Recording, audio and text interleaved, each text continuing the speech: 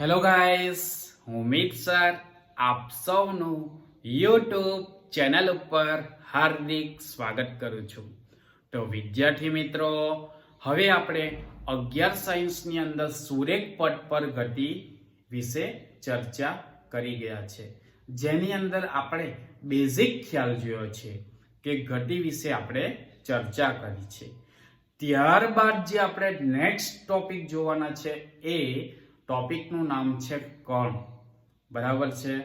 તો કણને આપણે કઈ રીતે સંકલ્પના કરી શકીએ છીએ? બરાબર છે?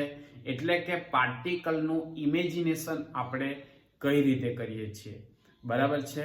તો કણ એટલે એકદમ સિમ્પલ ભાષામાં આપણે કહી શકીએ કે બિંદુવત દળ ધરાવતો પદાર્થ છે, પરંતુ વાસ્તવિકમાં કણ હોતો નથી। ઠીક છે? બરાબર?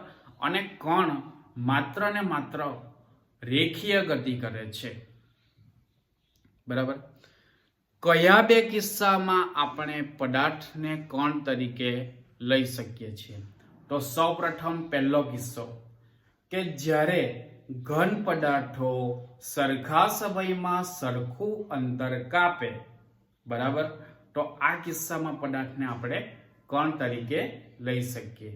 સેકન્ડ હેન્ડ કિસ્સો જે છે, બરાબર, કે જ્યારે પદાર્થો વચ્ચે અંતરની સરખામણી કરવાની હોય તો ત્યારે આપણે એને અવગણી શકીએ છીએ।